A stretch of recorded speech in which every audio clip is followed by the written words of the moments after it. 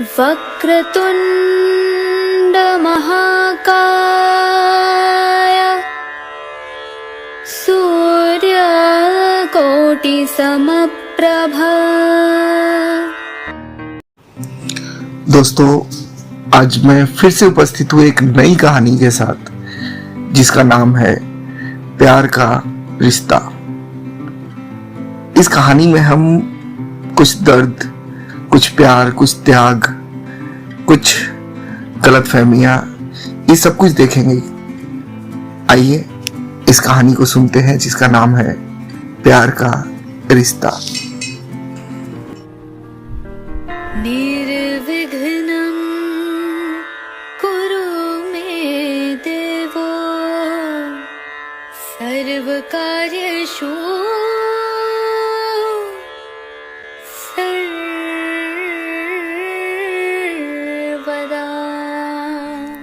Stage पर जैसे ही announce हुआ, and the winner for the best entrepreneur of this year is जुगल सिंह। और सारा हॉल तालियों की गड़गड़ाहट से बज उठा। हर कोई जुगल की ओर देख रहा था और शायद उनमें से कई लोग ऐसे थे स्टार्टअप्स वाले जो शायद जुगल की तरह से ही बनना चाहते थे।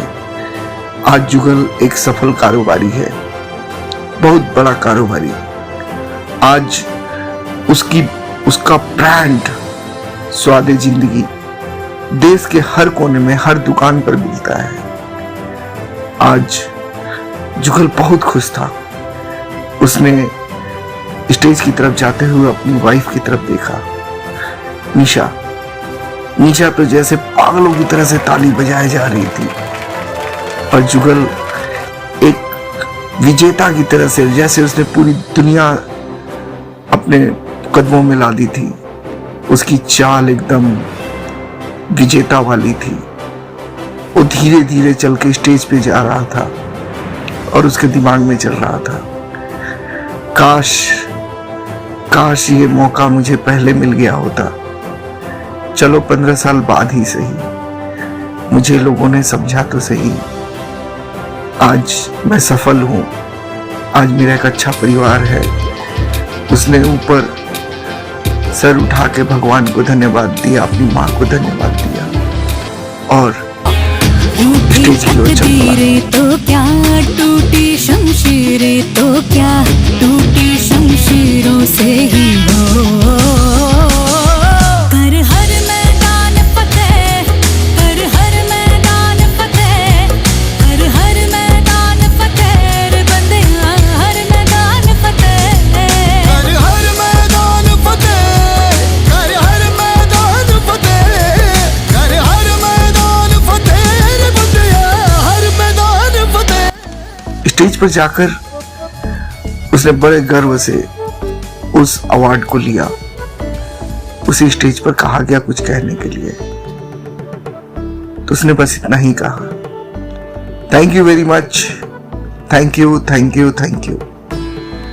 आज एक बात तो मैं कहना चाहूंगा, आज मैं जो भी हूं, मेरी माँ, मेरी वाइफ निशा और मेरा भाग्य, इन सब ने मुझे अगर आज नहीं पहुंचाया होता तो जुगल सिंह और ये ब्रांड कभी नहीं आता। खैर, तो दोस्तों थैंक यू वेरी मच। आप ऐसे ही हमें इंस्पायर करते रहें। और अवार्ड लेकर वो नीचे उतर आया। उसने अवार्ड निशा को पकड़ाया। निशा ने उसे चूमते हुए कहा, थैंक यू जी, थैंक यू। तभी उसने देखा दूर प्रेस वाले उसे अपनी तरफ बुला रहे थे।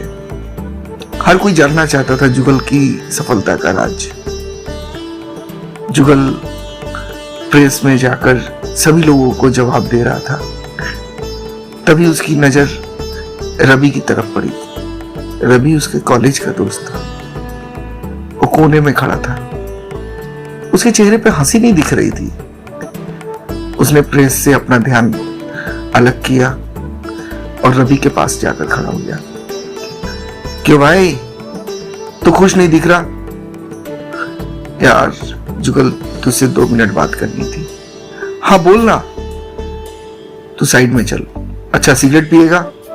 चल सिगरेट पीते हैं। नहीं यार, मुझे कुछ और बात करनी है। जुगल, तुझे याद है हमारे कॉलेज में एक लड़की थी मनीषा?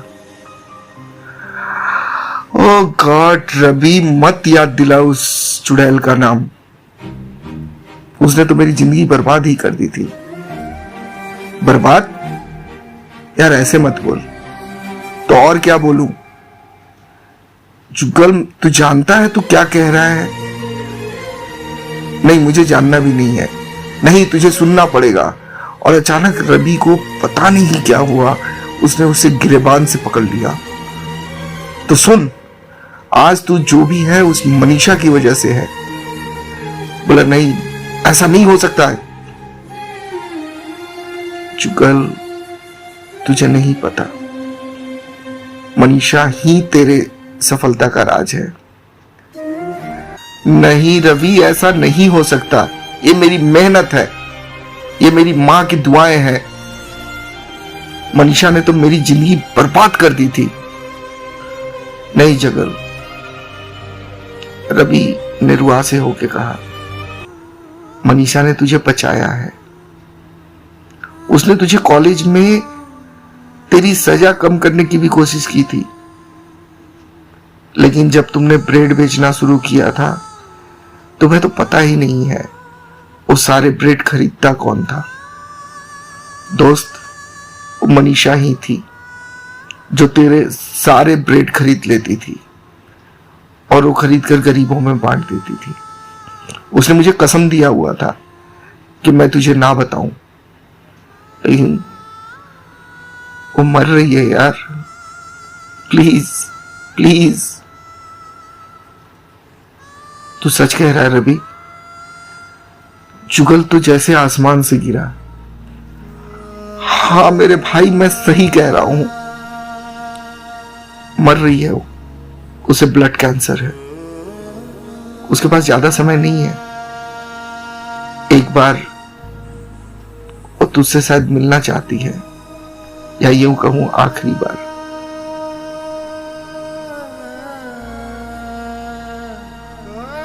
जुगल कार लेकर तेजी से जा रहा था। आज वो उस लड़की से मिलने जा रहा था जो पीछे 15 साल से जिसको सिर्फ और सिर्फ उसने बद्दुआएं दी थी, जिसे उसने सिर्फ और सिर्फ नफरत किया था, लेकिन उसकी हवाइयां उड़ी हुई थी। वो तेजी से सेंट्रल हॉस्पिटल पहुंचना चाहता था और वो जानना चाहता था कि ऐसा क्यों किया मनीषा ने।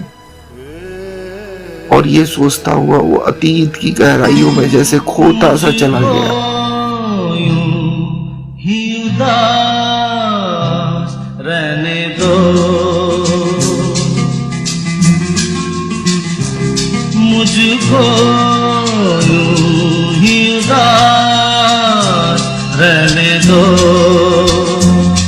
जो भी है आस पास रहने दो, रहने दो, रहने दो ना, रहने दो, रहने दो ना। आज कॉलेज में उसे 1 साल हो गए थे। जुगल बहुत ही शर्मीला लड़का था और ज्यादा किसी से बातचीत नहीं करता था। वो लाइब्रेरी की ओर जा ही रहा था, तभी उसे सामने से आती हुई मनीषा दिखी। मनीषा शायद कॉलेज की सबसे खूबसूरत और बिगड़ैल लड़की। उसके बारे में उसने सुन रखा था कि उसने कई लड़कों की पिटाई की थी, लेकिन वो जानता था वो लड़की उसके औकात से बाहर की है। उसने उसके ऊपर उतना तवज्जो नहीं दिया था। मनीषा ने उसकी तरफ देख के मुस्कुराई और आगे बढ़ गई। उसे लगा मिर्जादी है, इसके लिए तो कॉलेज आना सिर्फ और सिर्फ टाइम पास है। जुगल ने अपने सर को झटका दिया और आगे बढ़ गया। जब वो लाइब्रेरी से लौट रहा था, उसने देखा मनीषा के पीछे 2 लड़के आ रहे थे। वो 2 लड़के आपस में हंस रहे थे। उनमें से एक ने दूसरे को इशारा किया और उन लोगों ने मनीषा के पीछे उसके बम पे एक हाथ मार दिया और वो पीछे पलट गए। मनीषा को लगा किसी ने कुछ तो किया है। तभी मनीषा की नजर पीछे से आते हुए जुगल पे पड़ी। उसने कहा, एक्सक्यूज मी। जुगल ने सोचा ये उसके साथ कुछ करना चाहती है, कुछ मजाक करेगी, कुछ बुली करेगी। वो साइड से निकल जाना चाहता था, लेकिन मनीषा ने कहा, hello, I am talking to you. ये क्या हरकत है? उसने उसका गिरेबान पकड़ लिया था। उसने गिरेबान छुड़ाने के लिए उसके हाथ को झटका दिया और ये क्या हुआ? मनीषा का बैलेंस बिगड़ा और सीढ़ियों पे गिरती चली गई। लोग चिल्लाने लगे, अरे इस लड़के ने उस लड़की को धक्का दे दिया। जो प्यून था, प्यून दौड़कर मनीषा को उठाने लगा। जुगल ने बोला, मैंने कुछ नहीं किया, उसने मेरा कॉलर पकड़ा था। लेकिन कहानियां तो बनती हैं और मनीषा का सर शायद फट गया था। जुगल ने उसकी तरफ ध्यान नहीं दिया और वो चला गया। अगले दिन जुगल को प्रिंसिपल ने बुलाया। मिस्टर जुगल, ये आपकी गलती बहुत महंगी पड़ेगी। I need your explanation and apology to that girl. लेकिन सर, मैंने कुछ नहीं किया था, उसने मेरा कॉलर पकड़ा था। लेकिन सारे कॉलेज का कहना यह है जुगल, ये आपने किया था। लेकिन सर, यू आर रेस्ट्रिकेटेड। लेकिन सर, ओके ठीक है सर, मैं माफी मांग लेता हूं। उसने एक अपोलॉजी लेटर लिख कर दिया। फिर पता चला मनीषा हॉस्पिटल में थी और शायद उसे किसी ने आकर बताया कि मनीषा बहुत गुस्से में है और उसे माफ नहीं करना चाहती।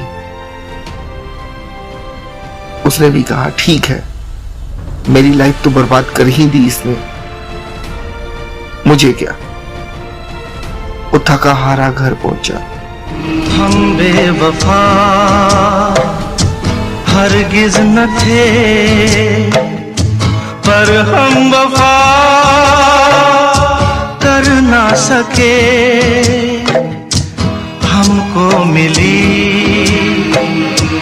उसकी सजा, हम जो खता कर ना सके। उसने हम बेवफा माँ से कहा, माँ, मुझे कॉलेज से निकाल दिया गया है। क्यों, क्या हुआ? माँ, सब खत्म हो गया।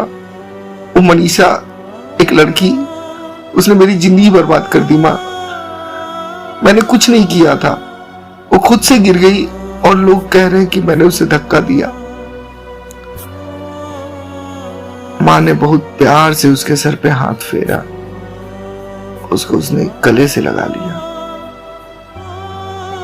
माँ ने कहा, बेटा, जिंदगी रुकती नहीं है, कुछ मोड़ आते हैं जहां पे हम मुड़ते हैं। तू मेहनत कर, हम गरीब हैं, लेकिन हिम्मत हम में सबसे ज्यादा होती है। मां, मैं क्या करूं, मेरी पढ़ाई पूरी नहीं होगी। देख बेटा, या तो तू जो तेरे बस में नहीं है उसके लिए रोता रह, या वो कर जो तू कर सकता है। जुगल बैठकर सोचता रहा और उसने रवि जो उसका दोस्त था उसके साथ उसने डिस्कस किया। रवि ने उसे आइडिया दिया, यार तू ऐसा क्यों नहीं करता, सुबह सुबह तू ब्रेड और दूध घरों में सप्लाई करना शुरू कर दे साइकिल से, और दोपहर में ट्यूशन पढ़ा लिया कर, मैं व्यवस्था कर दूंगा।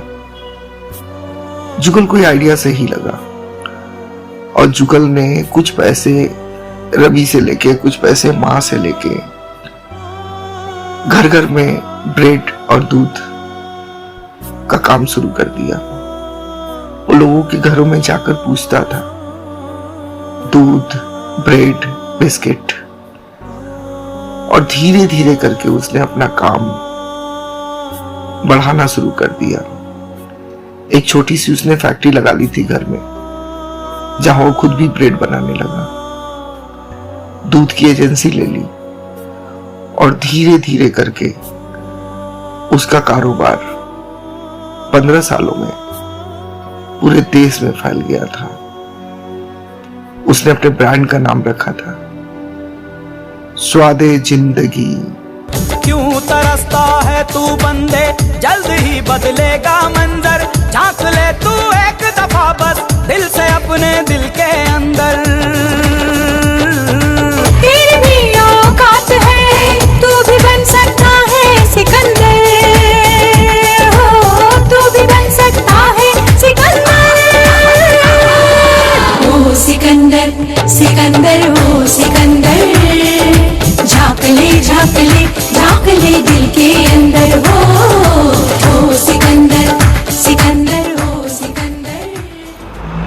जुगल जैसे अचानक ब्रेक लगने से अपने ख्यालों से बाहर आया, हॉस्पिटल आ चुका था। वो दौड़कर मनीषा के रूम में गया। उसे रवि का हाथ जोर से पकड़ रखा था। मनीषा बेड पर पड़ी थी, कमजोर, लेकिन आंखों में उसकी वही पुरानी चमक थी। तभी पीछे से निशा आ गई। निशा उससे गले मिली। जुगल ने रोते हुए कहा, मनीषा तुमने मेरे लिए इतना किया और मैं जिंदगी भर तुम्हें गलत समझता रहा। मैंने तुम्हें नफरत दी, बद्दुआएं दी तुमने, लेकिन मुझे जिंदगी दिया। हो सके तो मुझे माफ कर दो। मनीषा बहुत ही कमजोर आवाज में मुस्कुराते हुए,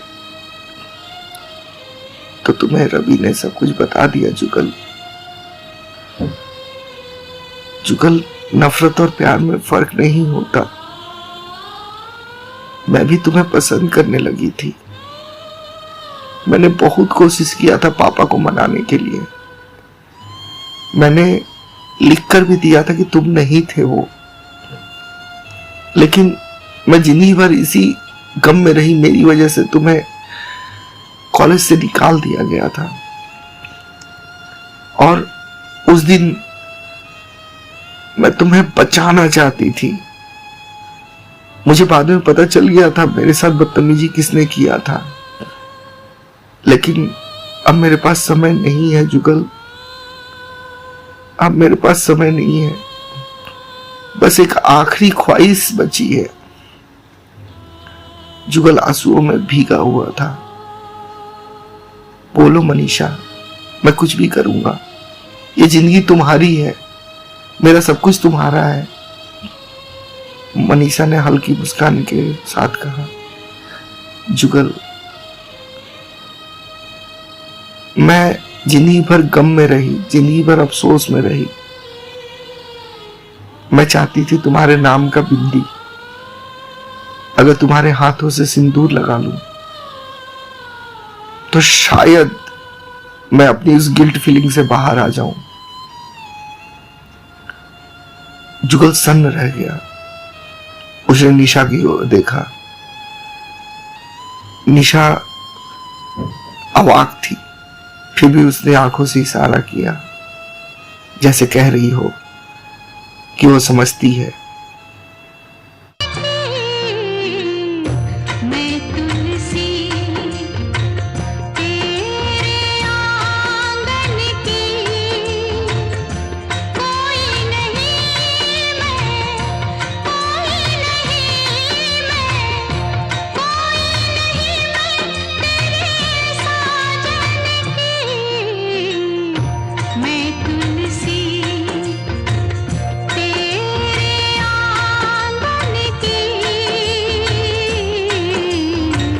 निशा ने अपनी बैग से सिंदूर की डिबिया निकाली और जुगल के हाथ में दे दिया और मनीषा की आंखों में जैसे सुकून सा झलकने लगा था। वो शांत सी पड़ गई थी। जुगल ने हाथ बढ़ा के सिंदूर उसके सर पे रखा और धीरे से कहा, मनीषा लो, तुम्हारी ये ख्वाहिश मैं पूरी करता हूं। लेकिन मनीषा शांत पड़ी हुई थी। मनीषा, उसने उसको हल्के से हिलाया। मनीषा का सर एक तरफ लुढ़क गया था। मनीषा, मैं तुलसी तेरे आंगन की, मैं तुलसी।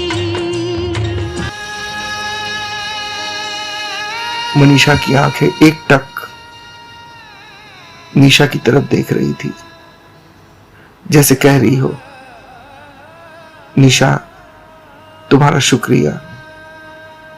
मैंने भले ही अपनी ख्वाहिश तुमसे कह दी, लेकिन मैं तुम्हारा प्यार बांटना नहीं चाहती थी। जुगल हमेशा एक अच्छा इंसान था। मुझे माफ कर देना यार, मुझे माफ कर देना। और जैसे उसकी आंखों से आंसुओं की एक लकीर सी बह रही थी। उसकी आंखें बंद थी। जुगल और निशा फूट फूट कर रोने लगे। बगल में खड़े डॉक्टर और नर्स भी भावुक हो गए थे। जुगल पागलों की तरह से चिल्ला रहा था, मनीषा तुम वापस आ जाओ, प्लीज वापस आ जाओ। मैं तुम्हारा कर्ज कैसे चुकाऊंगा? मैंने हमेशा तुम्हें गलत समझा, तुम्हें गुनाहगार समझा, लेकिन गुनाहगार मैं था मनीषा। मनीषा प्लीज। निशा जुगल को गले लगाते हुए बोली, जुगल मनीषा ने तुम्हें माफ कर दिया है और मनीषा कहीं गई नहीं है। हमें मनीषा को अपने साथ रखना होगा। शायद वो भी यही चाहती थी ना। मनीषा हमेशा हमारे साथ रहेगी। कुछ पाकर खोना है, कुछ खोकर पाना है, जीवन का मतलब तो आना और जाना है। दो पल के जीवन से एक उम्र चुरानी है। जिंदगी और कुछ भी नहीं, तेरी मेरी कहानी है। एक प्यार का 1 साल बाद जुगल की बेकरी पर जुगल और निशा एक नया प्रोडक्ट लॉन्च कर रहे थे। उन्होंने इस प्रोडक्ट का नाम रखा था मुस्कान केक। बेकरी की दीवार पर मनीषा की तस्वीरें थी जिसमें वो मुस्कुरा रही थी। जुगल ने कहा, निशा, मनीषा ने मुझे सब कुछ दिया। ये कामयाबी, ये आत्मविश्वास, सब कुछ उसी की तो देन है, लेकिन मैंने उसे गुनहगार समझा। आज मनीषा केक शायद एक छोटा सा कदम हो सकता है, लेकिन हम इस प्रोडक्ट को घर घर में पहुंचाएंगे और मनीषा का नाम हमेशा ऊपर रखेंगे।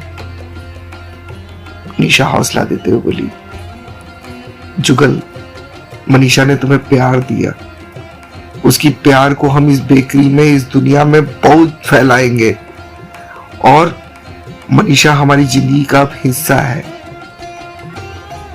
और प्यार की राहों में कुछ अधूरी ख्वाहिशें सदा के लिए अमर हो जाती हैं। मनीषा का प्यार और बलिदान, जुगल की आत्मग्लानि और मनीषा की आखिरी ख्वाहिश, इन तीनों ने एक ऐसा ताना बाना जुड़ा, ऐसा ताना बाना जोड़ा जो शायद एक कामयाबी की कहानी होते हुए भी, एक अच्छी सीख देते हुए भी कहीं ना कहीं रुला रही थी। तभी पीछे से आवाज आई, पापा। और उनकी बेटी निहारिका दौड़ कर आ रही थी।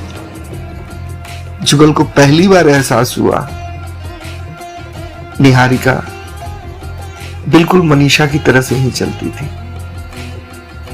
मनीषा की ऐसा लगा जैसे मनीषा दौड़ कर आ रही हो। जुगल ने उसको गले से लगा लिया और पीछे से निशा ने जुगल को पकड़ लिया। शायद यही सुख होता है, शायद यही प्यार होता है, शायद यही परिवार होता है। लग जा गले के फिर हंसी रात हो न हो, शायद फिर से जन्म में मुलाकात हो न हो। लग जा गले के फिर हंसी। थैंक यू दोस्तों, आपको ये कहानी कैसी लगी जरूर बताइएगा। मैं अगली कहानी के साथ फिर आऊंगा। Thank you very much.